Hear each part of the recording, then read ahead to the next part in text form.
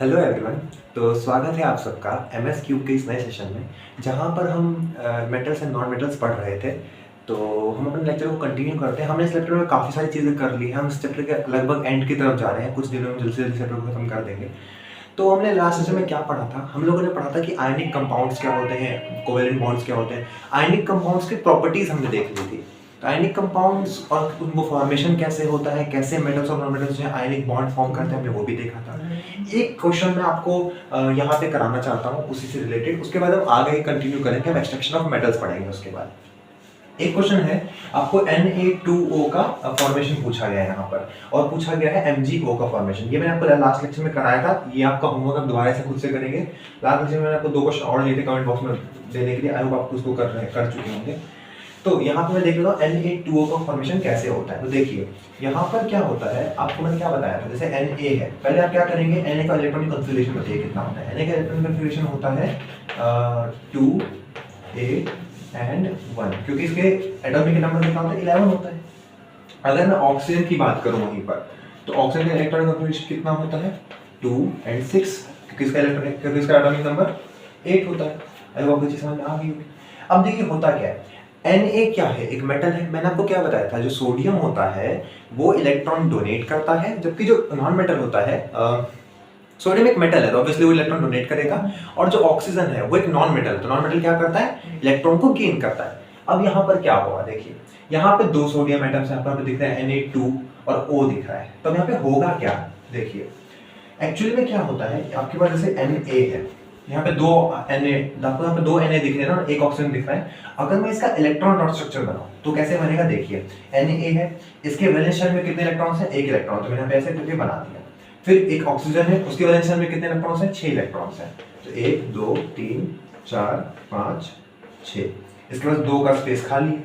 और एक और यहाँ पे 2 Na है ना, तो एक और Na बना देता हूँ मैं यहाँ पे जल्दी से। यहाँ पे भी 1 इलेक्ट्रॉन है। अब देखिए क्या होगा, ये Na क्या कहेगा, भाई तुम मेरे से एक ही ले लो ताकि मैं स्टेबल हो जाऊं और तुम्हारे पास भी एक इलेक्ट्रॉन की आपूर्ति हो जाए। दूसरा Na क्या बोलेगा कि मेरे पास भी एक एक्स्ट्रा इलेक्ट्रॉन है, ये भी तुम रख लो। तो ये भी स्टेबल, ऑक्सीजन भी स्टेबल, बन गया आपका इलेक्ट्रॉन स्ट्रक्चर। ये दोनों जो है स्टेबल हो चुके हैं। अगर मैं इसको इक्वेशन के फॉर्म में आपको दिखाऊं तो कैसे होता है, देखिए होता क्या है, आपके पास Na है, ठीक है। Na क्या बोलेगा, मैं किस में ब्रेक डाउन होना चाहता हूं, मैं ब्रेक डाउन होना चाहता हूं Na प्लस और E माइनस में। ये क्या है, आप सोचेंगे ये क्या है, एक्चुअली में क्या है समझिए। देखिए ये है सोडियम। सोडियम क्या करेगा, अपना एक इलेक्ट्रॉन लूज कर देगा। पहले इसका स्टार्टिंग में इसका इलेक्ट्रॉनिक कॉन्फ़िगरेशन कितना था, 2 8 और 1 था। 2 8 टोटल 11 हो गया ना, इसका एटॉमिक नंबर 11 था। स्टार्टिंग में कितना है, 11 है इसके पास इलेक्ट्रॉन्स। ये क्या करेगा, एक इलेक्ट्रॉन को डोनेट करना चाहेगा, तो ये किसमें बिगड़ जाएगा, Na प्लस और E माइनस में। ये इसका स्टेबल फॉर्म हो गया। यहाँ पर ये स्टेबल हो चुका है ना, क्योंकि यहाँ पे इसने एक इलेक्ट्रॉन लूज कर दिया। अब इसके पास यहाँ पे सिर्फ 2,8 इलेक्ट्रॉन्स बचे। यही इसका इलेक्ट्रॉनिक कॉन्फ़िगरेशन, 10 इलेक्ट्रॉन बचे हैं इसके पास अब, और एक इलेक्ट्रॉन इसने लूज कर दिया। दूसरी तरफ ऑक्सीजन क्या करेगा, ऑक्सीजन सोचेगा कि जो मेरा नॉर्मल स्टेट है, मुझे यहाँ पे 2 इलेक्ट्रॉन्स गेन करने हैं, तो वो टूट के इलेक्ट्रॉन लूज नहीं करेगा। जैसे इसने क्या किया, मतलब अगर हम एक्चुअली में कुछ टूट नहीं रहा है, मैं बस आपको समझाने के लिए ऐसा बता रहा हूँ। इस तरह से ब्रेक हुआ है, जो सोडियम है वो इस तरह से ब्रेक होता है, वो Na प्लस और E माइनस में ब्रेक हो जाता है। Na प्लस उसका स्टेबल फॉर्म हो गया और E माइनस उसने एक इलेक्ट्रॉन को डोनेट कर दिया। ये इलेक्ट्रॉन उसने लूज कर दिया, तभी वो स्टेबल हो पाया, Na प्लस बन पाया। ऑक्सीजन क्या करेगा, ऑक्सीजन का जो इलेक्ट्रॉनिक कॉन्फ़िगरेशन स्टार्टिंग में वो कितना है, 2,6। ये क्या करेगा, ये चाहेगा कि इसको 2 इलेक्ट्रॉन्स मिल जाए, ये लूज नहीं करना चाहता, 2 इलेक्ट्रॉन्स को अपने में ऐड करना चाहता है। इसलिए मैंने ये लेफ्ट हैंड साइड में लिखा है, ऑक्सीजन जो है 2 इलेक्ट्रॉन्स अपने में ऐड करना चाहेगा और क्या बना लेगा, O2 माइनस बना लेगा।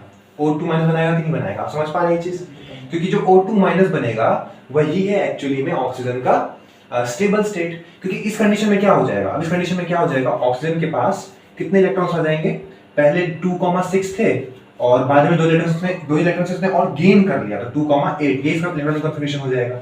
और देखिए इसका जो बैलेंस शेल है वो स्टेबल हो चुका है। तो क्या आपको ये 2 रिएक्शन समझ में आ गया होगा। जो सोडियम है स्टार्टिंग में उसके 11 इलेक्ट्रॉन्स, वो क्या करेगा, वो ब्रेक डाउन हो जाएगा Na प्लस और E माइनस में। Na प्लस क्या है, उसका स्टेबल फॉर्म है, जिसमें उसने एक इलेक्ट्रॉन को लूज कर दिया। अब एक इलेक्ट्रॉन लूज किया है, इसलिए मैंने इसको राइट हैंड साइड लिखा है। लूज जब भी करना होगा तो राइट हैंड साइड लिखते हैं, आप ऐसे याद रख सकते हैं इस चीज को। Na ने लूज किया तो Na प्लस और E माइनस, मतलब इसको जोड़ के ये बनता है। इसके अगर ये टूट जाएगा तो इन दोनों में बनेगा, Na प्लस और E माइनस में। वहीं अगर मैं ऑक्सीजन की बात करूं तो इसे इलेक्ट्रॉन्स को गेन करना है, ये लूज नहीं करना चाहता, इसे गेन करना है इलेक्ट्रॉन्स। तो इसने क्या किया, इसने 2 इलेक्ट्रॉन्स को यहाँ पे गेन कर लिया, ऐड कर लिया अपने में, तो क्या बन गया O2 माइनस बन गया। ये माइनस प्लस का क्या खेल है, 9th क्लास में पढ़ते थे, बट मैं आपको बताऊंगा आगे दोबारा एक बार, अभी बता दूंगा। उससे पहले हम देखते हैं कि फाइनली यहाँ पे रिएक्शन क्या बनता है। अब देखो आपने क्या देखा यहाँ पे आप ये देखते हैं कि ये Na है और ये यहाँ पर O+2 माइनस ये जो भी है। आप यहाँ पे क्या देखेंगे कि यहाँ पे क्या फॉर्म करते हैं, यहाँ पर जो Na है वो रिएक्ट करता है ऑक्सीजन के साथ, ऑब्वियसली O2 होता है बेसिकली, लेकिन जब रिएक्ट करेगा तो यहाँ पे 2 इलेक्ट्रॉन्स होंगे। 2 इलेक्ट्रॉन्स क्यों होंगे मैं आपको बताता हूँ। देखो दिक्कत ये है कि अगर आप इसको डायरेक्ट Na को इसमें रिएक्ट करा देंगे तो यहाँ पे एक ऑक्सीजन, यहाँ पे एक Na, रिएक्शन ही नहीं हो पाएगा कंप्लीट, क्योंकि ऑक्सीजन को तो 2 इलेक्ट्रॉन्स की जरूरत है और Na तो सिर्फ एक ही, अगर एक Na है, एक ही सोडियम है, तो वो तो सिर्फ एक ही इलेक्ट्रॉन दे पाएगा। हमें चाहिए कि ऑक्सीजन को 2 इलेक्ट्रॉन्स मिल जाए, तो 2 इलेक्ट्रॉन्स उसको कौन देंगे, उसको 2 इलेक्ट्रॉन्स देंगे सोडियम। तो हम यहाँ पे क्या चाहेंगे कि जो सोडियम है वो यहाँ पे 2 सोडियम आ जाए हमारे पास, तो 2 सोडियम आ गया। अब जो दोनों सोडियम है वो किसके साथ रिएक्ट करेंगे, O2 माइनस के साथ, obviously 2Na plus O2 minus, क्या ये हो गया क्या, कोई चीज समझ में आया मैंने यहाँ पे क्या किया, मैंने इन दोनों को जो राइट हैंड साइड वाले थे उन दोनों को आपस में ऐसा मतलब मैंने दोनों को ऐड किया बेसिकली। तो ये Na मैंने 2 Na लिए हैं, 2 Na क्यों लिए हैं, क्योंकि एक Na तो सिर्फ एक ही इलेक्ट्रॉन डोनेट कर पाएगा, 2 Na, लेकिन ऑक्सीजन को तो 2 इलेक्ट्रॉन की जरूरत है, इसलिए मैं 2 Na की जरूरत पड़ी। ये दोनों क्या फॉर्म कर देंगे, सिंपली ये दोनों फॉर्म कर देंगे Na2O और ये क्या फॉर्म करेंगे Na2O और या फिर हाँ Na2O आप समझ सकते हैं इसको, 2 मोल्स होंगे ऑब्वियसली, आप ये भी समझ सकते हैं Na ऐसे भी रख देते हैं 2Na, ऐसे लिखिए ऐसे लिखने में फर्क नहीं पड़ता उससे। तो अब आपको ये चीज समझ में आ गया होगा। यहाँ पर बेसिकली हमें यहाँ पे क्या समझना था, यहाँ पे हमें ये समझना है कि ये जो Na है, जो ये Na है वो यहाँ पे मैंने 2 क्यों लिया, मैंने यहाँ पे 2 Na इसलिए लिए थे ताकि जो ऑक्सीजन है उसको 2 इलेक्ट्रॉन्स मिल पाए। अगर एक सोडियम होगा तो ऑब्वियसली वो सिर्फ एक ही इलेक्ट्रॉन डोनेट कर पाएगा। तो आई होप आपको ये चीज समझ में आ गई, सिनेरियो पूरा समझ में आ गया होगा। ये जो रिएक्शन है, ये इस जो मैंने पूरी बातें बोली है उसका एक केमिकल शोकेस है, आप इसको ऐसे समझ सकते हैं, इसको सिर्फ प्रेजेंट करने का तरीका है। इस तरह से आपको क्वेश्चन में प्रेजेंट करने के लिए बोला जाएगा तो आपको इस तरह से करना पड़ेगा। तो जैसे एमजीओ है आप उसको भी खुद से बना सकते हैं, ये आपके लिए होमवर्क की तरह है, आप उसे दोबारा खुद से करके देखिएगा। हम अब बात करने वाले हैं ऑकरेंस ऑफ मेटल्स, स्पेशली वो किस तरह से हमारे नेचर में मिलते हैं, हम उनको एक्सट्रैक्ट कैसे करते हैं। पहले मैं एक ओवरव्यू देता हूँ, उसके बाद मैं हर एक चीज़ को डिटेल में बताऊंगा। तो देखिए होता क्या है, हम बात कर रहे हैं एक्सट्रैक्शन ऑफ मेटल्स की, मतलब ऑकरेंस भी है इसी में, लेकिन मैं डायरेक्ट ये लिख देता हूँ, ऑकरेंस में अभी बता देता हूँ। देखिए होता क्या है, आपको मैंने क्या बताया था कि जो वो हमने मैं जब रिएक्टिविटी से फिर KNaCa ऐसे करके ये काफ़ी सारा काफ़ी नीचे तक पूरा रिएक्टिविटी से हमारा चलता था। हमने यहाँ पे क्या देखा कि जो ऊपर के मेटल्स होते हैं वो ज़्यादा रिएक्टिव होते हैं और जो नीचे के मेटल्स होते हैं वो बहुत ही कम रिएक्टिव होते हैं। जो बीच के होंगे उनका क्या, मतलब यहाँ पे जो बीच में कहीं होंगे वो कैसे होंगे, वो मीडियम रिएक्टिव होंगे ना, और जो ऊपर है वो हाईली रिएक्टिव होंगे। ये जो एटम्स हैं, एलिमेंट्स हैं, ये हाईली रिएक्टिव होंगे। और ये जो लास्ट में 3-4 और होते हैं, जैसे कि कॉपर हो गया, सिल्वर हो गया, गोल्ड हो गया, फ्लोरीन हो गया, ये सब कैसे होते हैं, लेस रिएक्टिव होते हैं। आपको तो पता ही है। रिएक्टिविटी से इसलिए मैंने एक शॉर्ट वीडियो और एक लॉन्ग वीडियो भी बना रखी है, आप उसको शायद तो जाके देख सकते हैं। मैंने काफ़ी बार बोला है कि बहुत ही इंपॉर्टेंट टॉपिक है, काफ़ी बार ये पूछा गया है, तो आपको इससे पता होना चाहिए, आपको काफ़ी जगह हेल्प कर रहा होगा। जैसे यहाँ पे रिएक्टिविटी से कितना ज़्यादा जरूरत पड़ गया है, तो काफ़ी ज़्यादा सिग्निफिकेंट है, आपको ये पढ़ना चाहिए। तो मैं आपको बता देता हूँ अब होता क्या है। मैंने तो क्या बताया, एक तो होता है हाईली रिएक्टिव। देखिए होता क्या है ना, हाईली रिएक्टिव जो एलिमेंट्स होते हैं वो ऑब्वियसली कभी भी फ्री स्टेट में नहीं मिलेंगे, वो फ्री स्टेट में कभी नहीं मिलेंगे, क्योंकि काफ़ी ज़्यादा हाईली रिएक्टिव है। वो प्योर फॉर्म में मिलते ही नहीं है, वो आपको हमेशा मिलेंगे ऑक्साइड्स के फॉर्म में, सल्फाइड्स के फॉर्म में, ठीक है, कार्बोनेट्स के फॉर्म में। मतलब क्या मतलब है इसका, जैसे अगर आपको बताओ जैसे पोटेशियम है तो वो KO के फॉर्म में मिलेगा आपको, मतलब मिल सकता है ऐसा, ऐसे किसी भी फॉर्म में मिल सकता है ये आपको। इसके अलावा अगर Na है यानी कि सोडियम है तो वो आपको मिल सकता है Na2O के फॉर्म में। ऐसे करके आपको बहुत सारे जो इसकी जो पोटेशियम है, जो सोडियम है, जो एल्यूमिनियम है, जो मैग्नीशियम है, ये सब क्या है, ये सब हाईली रिएक्टिव एलिमेंट्स होते हैं। तो ये लोग कभी फ्री स्टेट में मिलते ही नहीं है, ठीक है। ये किसी ना किसी उसके साथ रिएक्ट करके, किसी ना किसी दूसरे एलिमेंट से रिएक्ट करके एक कंपाउंड फॉर्म में हमें प्रोवाइड होते हैं। अभी हम बात करेंगे सर, और डिटेल में बात करेंगे इस बारे में। अब अगर आपको चीज समझ में आ रही होगी, मैं आपको इसको दोबारा एक्सप्लेन करता हूँ एक बार।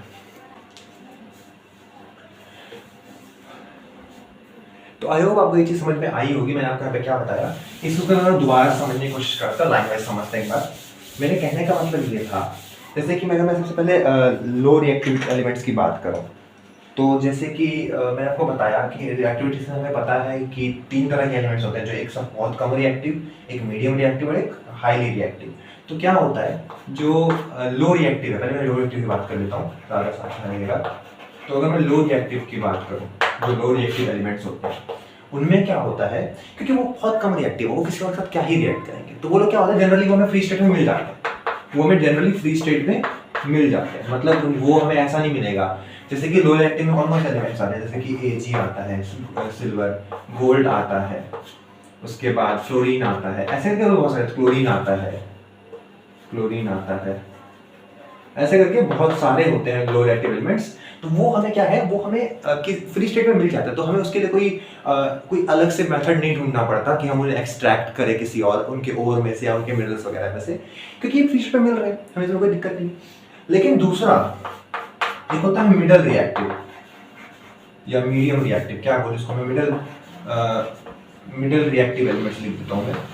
मतलब रिएक्टिविटी सीरीज में जो मिडल में होते हैं ना, तो वो कैसे होंगे, जो मिडल रिएक्टिव एलिमेंट्स होंगे उनमें क्या होगा, आप खुद सोच सकते हो। जो मिडल रिएक्टिव एलिमेंट है वो ना बहुत ज्यादा रिएक्टिव होंगे ना बहुत कम रिएक्टिव होंगे। तो जनरली देखा जाता है कि ये फिर भी ज्यादातर जो है ना, ये फाउंड इन कार्बोनेट और